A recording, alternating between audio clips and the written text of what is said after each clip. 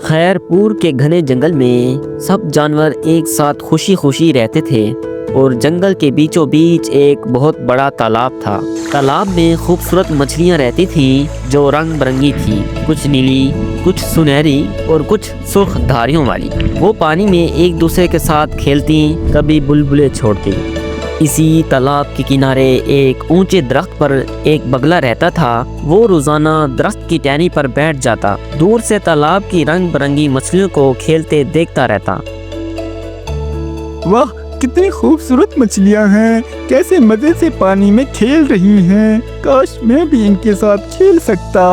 उसके पास वाले दरख्त पर एक बंदर रहता था जिसे सब जानवर प्यार से चिंटू कहते थे। वो बहुत शरारती, शोर मचाने वाला और हर वक्त दूसरों को छेड़ता रहता था।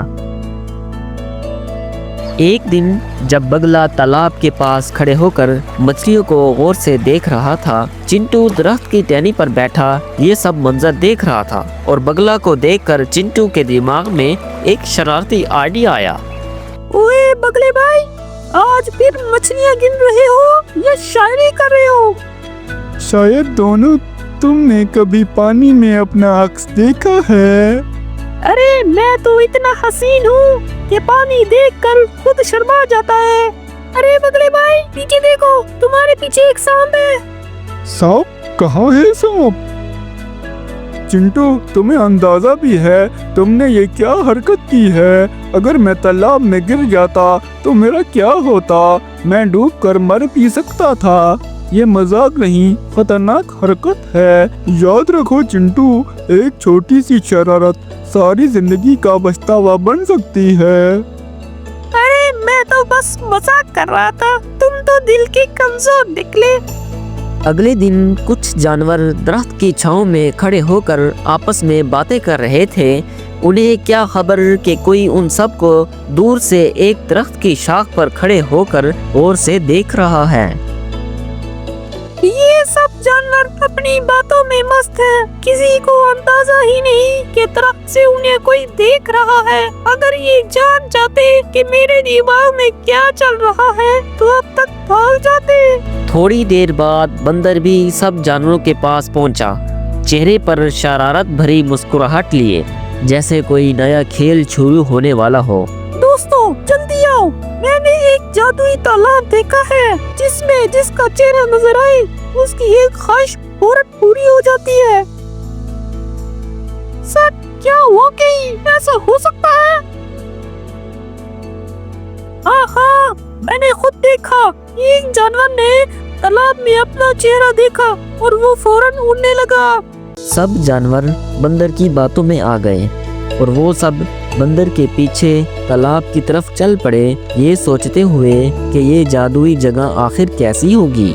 बंदर सब जानवरों को लेकर तालाब के पास आया। यही वो जादुई तालाब है, जो भी अपना चेहरा देखेगा उसकी सबसे बड़ी ख्वाहिश पूरी हो जाएगी। खरगोश आगे बढ़ा, तालाब में अपना अक्स देखकर बोला, मैं चाहता हूँ कि मैं सबसे तेज तोड़ने वाला बन जाऊं। लेकिन कोई तब्दीली नहीं होती, सब कुछ वैसा ही रहा जैसे कुछ हुआ ही ना हो। अरे कुछ भी तो नहीं हुआ।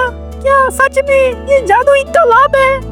अब मोर तालाब की तरफ आता है, तालाब में अपना अक्स देखता है और बोलता है, मैं चाहता हूँ कि मेरे पंख सबसे ज्यादा चमकदार और रंगीन नजर आए। मगर न रंग बदले न कोई जादू हुआ। अरे कुछ हुआ तो नहीं, मेरे रंग तो वैसा ही है। फिर बंदर वहां से भाग जाता है। बंदर दरख्त पर चढ़कर हंसता है, जुबान दिखाता है, जानवरों को चिढ़ाता है। तुम सबकी ख्वाहिश तो यही थी ना, जादू देखने की। देख लिया, अब मान भी लो कि तुम सब कितने बड़े बेवकूफ हो। कुछ दिन बाद मौसम बदला, बादल गरजने लगे, आसमान पर अंधेरा छा गया। बारिश से पहले तूफान आने वाला था। हर जानवर अपनी पनाहगाह में जा रहा था।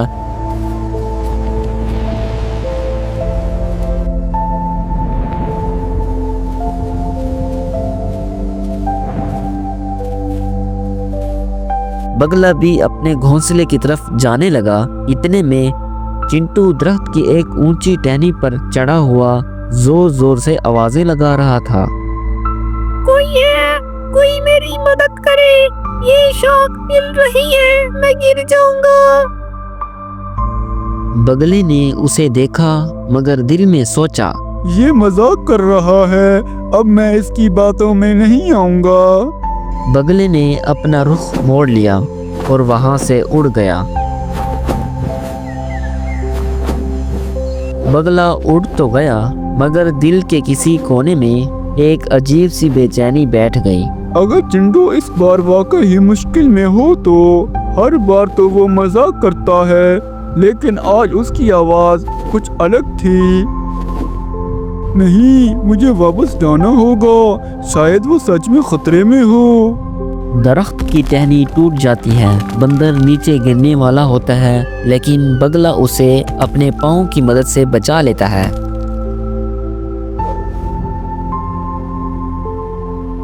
बगला अपने मजबूत पाँव से चिंटू को थामे हुए तेज हवा में उड़ रहा था और चिंटू बेबसी से उसके साथ झूल रहा था।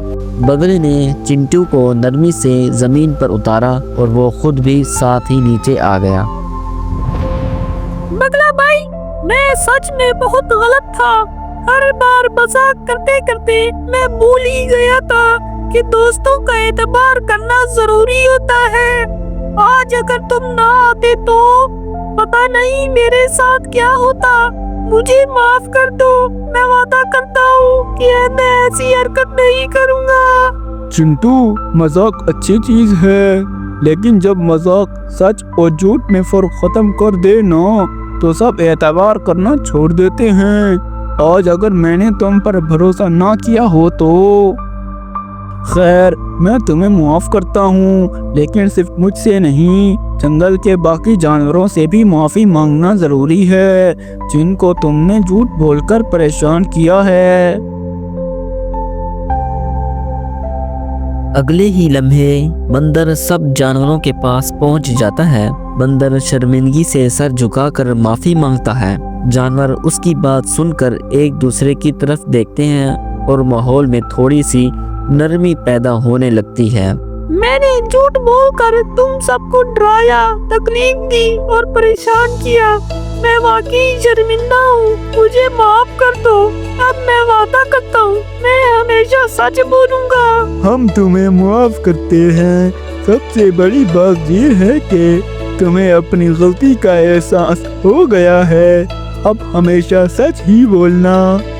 दोस्तों, इस कहानी से हमें ये सबक मिलता है कि झूठ बोलने वाला जीते जी अपना भरोसा खो देता है और सच बोलने वाला हमेशा इज्जत पाता है। झूठ बोलना और दूसरों को तकलीफ देना गलत है। हमेशा सच बोलें।